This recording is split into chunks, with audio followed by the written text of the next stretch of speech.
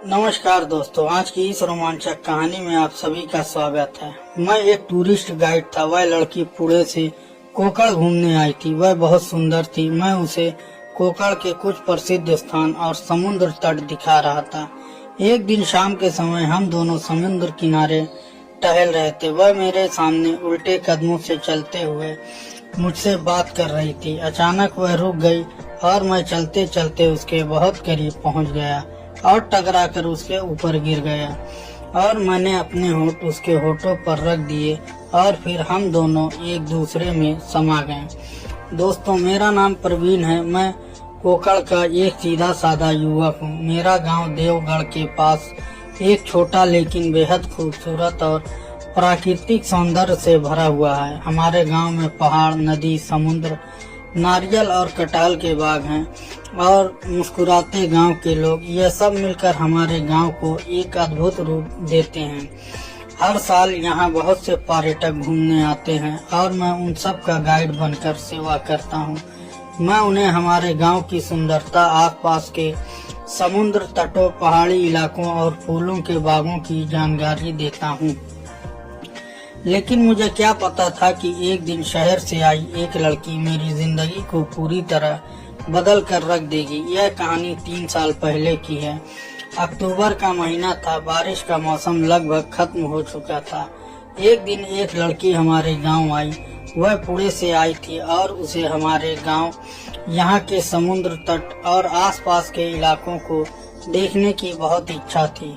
लेकिन वह यहाँ नहीं थी, किसी को नहीं जानती थी और उसे किसी की मदद चाहिए थी। गांव में आने के बाद उसने कुछ लोगों से पूछताछ की और फिर किसी ने उसकी और मेरी पहचान कराई। जब मैंने उसे पहली बार देखा तो मेरा दिल जैसे धड़कना ही भूल गया। वह इतनी खूबसूरत थी कि उस पल मुझे उससे प्यार हो गया। उसके लंबे काले बाल, गोरा रंग और चेहरे पर वह सादगी, ऐसा लग रहा था जैसे खुद प्रकृति ने उसे हमारे कोकण की धरती पर अपने ही हाथों से बनाया है। उसने मुस्कुराते हुए मेरे सामने आकर अपना हाथ आगे बढ़ाया और बोली, मेरा नाम आनंदी है। मैंने भी हाथ आगे बढ़ाया और उसके नरम मुलायम हाथ को थाम लिया। वह मुस्कुराई और बोली, मैं पुणे से आई हूँ। मुझे तुम्हारा गांव, यहाँ का समुद्र और यह इलाका देखना है। क्या तुम मेरी मदद करोगे? मैंने उसकी आंखों में देखा। वह विनती कर रही थी, लेकिन उसकी नजरों में एक अजीब सा आकर्षण भी था। मैं ना नहीं कह सका। मैंने मुस्कुराते हुए जवाब दिया, जरूर। मेरा नाम प्रवीण है। मैं यहाँ का गाइड के तौर पर काम करता हूँ और मुझे यह सारा इलाका बहुत अच्छी तरह पता है। इसके बाद मैं अपने 2 व्हीलर पर उसे बैठाकर गांव घुमाने ले गया। वह मेरे पीछे बैठी थी और मेरे मन में एक अजीब सी खुशी थी। मैंने उसे हरण बंदरगाह, तारकली बीच और अंबोली घाट जैसी कई जगह दिखाई। वह हर चीज बहुत ध्यान से सुनती और जब मैं उसे कुछ बताता तो वह मेरी आंखों में गहराई से देखती। कभी कभी मैं थोड़ा झिझकता, लेकिन अपने पेशे की वजह से खुद को संभाल लेता। धीरे धीरे हमारे बीच बातों का सिलसिला बढ़ता गया। हंसी मजाक, छोटी छोटी छेड़खानियां और एक अनकही समझदारी। उसकी खुली सोच, उसका खिलखिलाकर हंसना, यह सब मेरे दिल में उतरता जा रहा था। एक दिन मैं उसे समुद्र किनारे ले गया। दोपहर का समय था। हम दोनों शांत लहरों के सामने बैठ गए। सूरज धीरे धीरे समुद्र के पीछे ढल रहा था और ठंडी हवा उसके खुले बालों से खेल रही थी। उसने अचानक पूछा, प्रवीण, क्या तुमने कभी प्यार किया है? मैंने हल्का मुस्कुरा कर कहा, हाँ, लेकिन थोड़ा अलग सा प्यार। वो हैरान होकर बोली, किससे? मैंने कहा, मैं किसी लड़की से नहीं बल्कि इस प्रकृति से प्यार करता हूँ, इन समुद्र से, इन पहाड़ों से और इस गांव से। यह सुनकर वह कुछ देर मेरी तरफ देखती रही, फिर वह मुस्कुरा कर बोली, तुम्हारी यह बातें बहुत अलग है लेकिन बहुत खूबसूरत है। उस मुस्कान में कुछ तो था, जैसे कोई राज छुपा हो। एहसास उसी पल मुझे लगा वह मेरे प्यार में पड़ चुकी है। उस रात हम दोनों को यहीं रुकना था, क्योंकि अगले दिन हमें पास के जंगल में घूमने जाना था। हमने सोचा कि रात यहीं किसी होटल में रुकते हैं। मैंने तुरंत कहा हम 2 अलग अलग कमरा ले लेते हैं, लेकिन वह तुरंत बोली नहीं परवीन, मुझे थोड़ा डर लगता है। हम दोनों एक ही कमरे में रहेंगे, मुझे कोई दिक्कत नहीं है। मैंने उसकी आंखों में देखा, उसमें सच में डर था या कुछ और, मैं ये समझ नहीं पा रहा था। मैं मुस्कुराया और कहा ठीक है, जैसा तुम कहो, और फिर हम दोनों इस होटल में एक ही कमरे में चेक इन किया। उस पल मुझे बिल्कुल अंदाजा नहीं था कि वह रात हमारी जिंदगी के लिए सब कुछ बदल देगी। कमरे में पहुंचने के बाद हम दोनों ने थोड़ा आराम किया, सामान रख दिया, कपड़े बदल लिए और फिर नीचे आ गए। होटल के रेस्टोरेंट में हमने साथ में रात का खाना खाया। अब धीरे धीरे रात गहराने लगी थी। आसमान में चांद निकल आया था और उसके आसपास कुछ शर्मीले तारे टिमटिमा रहे थे। मैंने मुस्कुरा कर कहा चलो समुद्र किनारे थोड़ा टहल आते हैं, वहाँ की ठंडी हवा में कुछ देर बैठेंगे। वह तुरंत तैयार हो गई। मैं उसे लेकर समुद्र तट की ओर चल पड़ा। अंधेरा था, लेकिन चांदनी की हल्की रोशनी में समुद्र की लहरें चमक रही थी। पैरों के नीचे गीली रेत, ऊपर आसमान में चांद और आसपास सिर्फ लहरों की आवाज। उस पल पूरी दुनिया मानो रुक सी गई थी। वह मेरे बिल्कुल पास चल रही थी और मुझे ऐसा लग रहा था जैसे मैं किसी खूबसूरत सपने में जी रही हूँ। उसकी हंसी, उसकी चाल, उसके कपड़ों से आती हल्की खुशबू ने उस रात को और भी जादुई बना दिया। हम दोनों बातें करते हुए चलते जा रहे थे कि अचानक हमारे हाथ एक दूसरे से टकरा गए। उस हल्के स्पर्श के बाद हमारे बीच एक अजीब सी गर्माहट पैदा हुई। कुछ पल बाद उसने जानबूझकर मेरा हाथ पकड़ लिया और हल्के स्वर में बोली मुझे थोड़ा डर लग रहा है, इसलिए तुम्हारा हाथ पकड़ रही हूँ।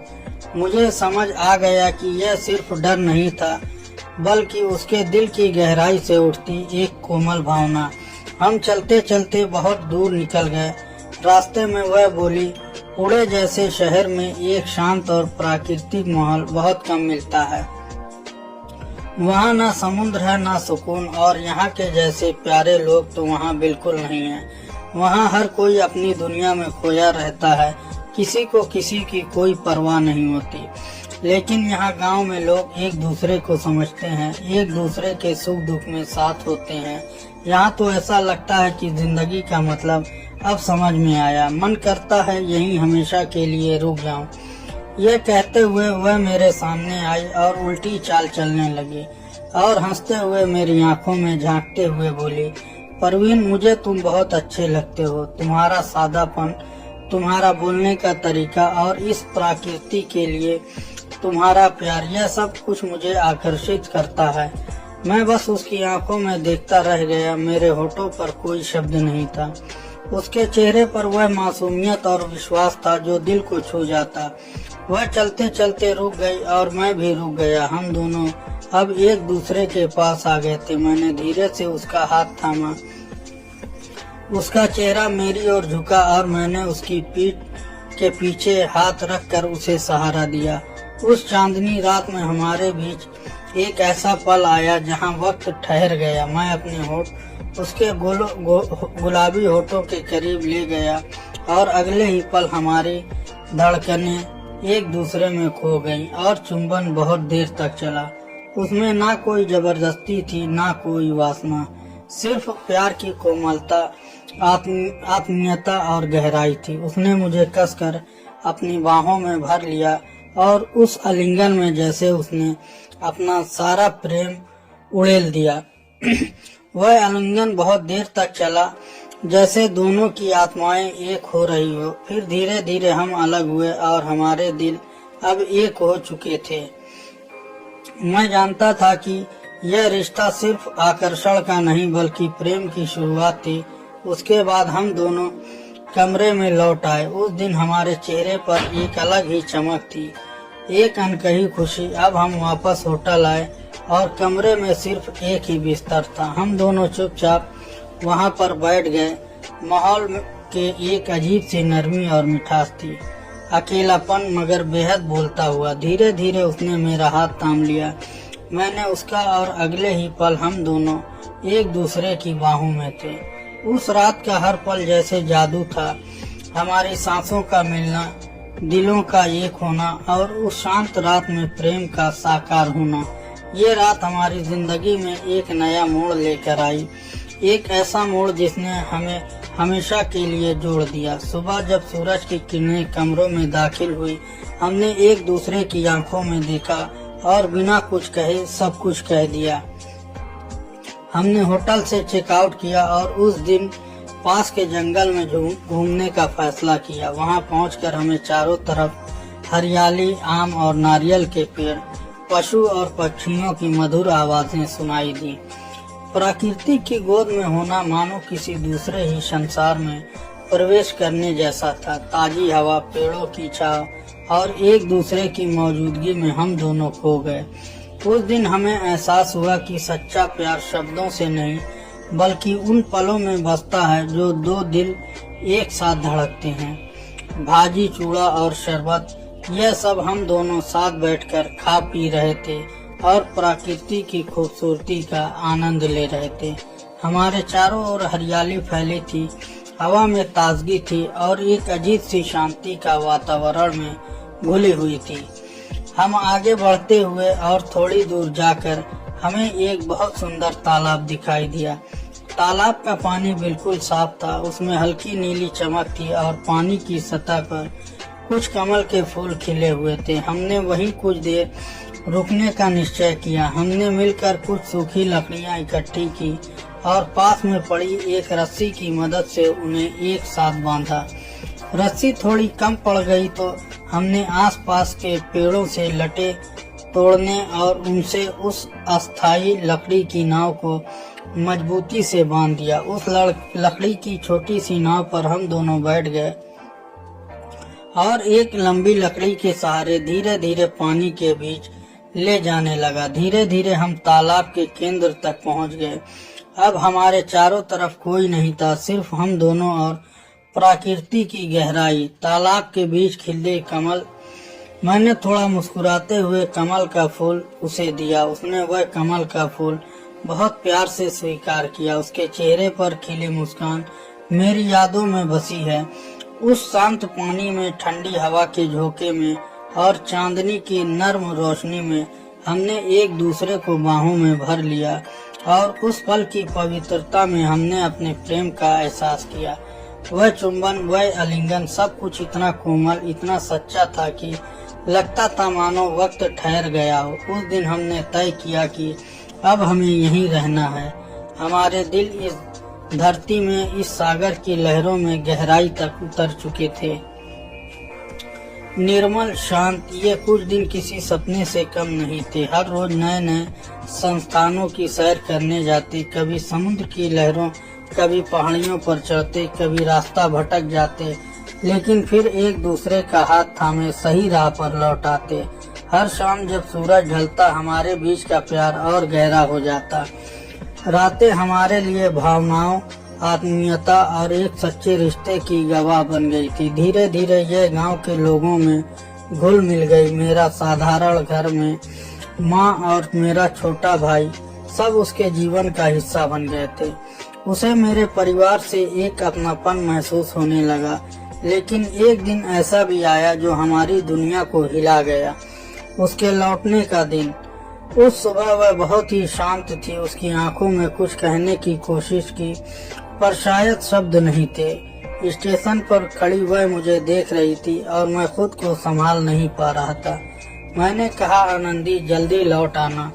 उसने नम आंखों से मुस्कुराते हुए कहा, परवीन, मैं लौट कर आऊंगी। इस प्रेम कहानी का अंत मैं कभी नहीं होने दूंगी। मैंने उसका हाथ मजबूती से थामते हुए कहा, आनंदी, तुम्हारा प्यार इस जगह की मिट्टी की तरह अटूट है। मैं हमेशा तुम्हारा इंतजार करूंगा। उस दिन उसने जो वादा किया था वो समुद्र की लहरों जितना सच्चा था। कुछ महीनों बाद मुझे पता चला कि उसके घर वालों ने उसका रिश्ता कहीं और तय कर दिया है। मेरा दिल बैठ गया, लेकिन मेरे मन में विश्वास था। और फिर एक दिन वह सचमुच लौट आई। वही मुस्कान, वही आंखें, लेकिन अब उनमें आंसू थे। वह मेरे सामने आकर बोली, मेरा दिल यहीं अटक जाता है प्रवीण, मैं किसी और की नहीं हो सकती। मैंने उसे धीरे से समझाया, आनंदी, अगर तेरे माँ पिताजी राजी नहीं है तो हमें उनका सम्मान करना चाहिए। सच्चा प्यार अधिकार नहीं मांगता, समझ और धैर्य मांगता है।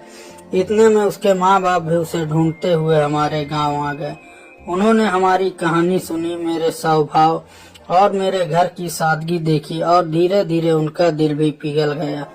उन्होंने कहा कि अगर तुम्हें सच में एक दूसरे से प्यार है तो हमें कोई आपत्ति नहीं। फिर कुछ दिन बाद में हमारा विवाह हुआ, पूरे गांव में आशीर्वाद और खुशियों के साथ। वह दिन मेरे जीवन का सबसे सुंदर दिन था, सच्चा प्यार और साथ।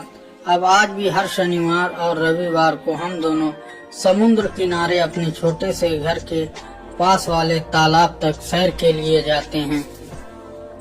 वही पुराने रास्ते, वही जगह और वही बीते पल। जब हम उन्हें याद करते हैं तो आंखें नम हो जाती है। वह पुलिस विभाग में काम करती है और मैं अब भी पर्यटक को अपने गांव की सुंदरता दिखाता हूं। मेरा काम भले ही अलग हो, लेकिन हमारी जिंदगी की दिशा एक ही है, प्रेम, शांति, सादगी और संतोष की।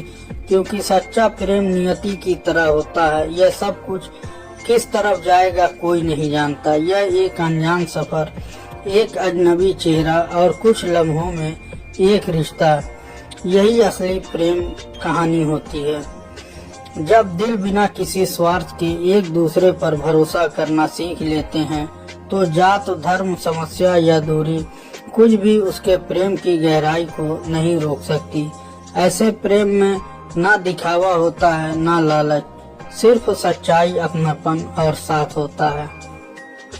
तो दोस्तों, यह थी हमारी आज की कहानी। अगर आपको पसंद आए तो लाइक कर दें और हमारे चैनल को भी सब्सक्राइब कर लें। मिलते हैं अगले वीडियो में, तब तक के लिए धन्यवाद।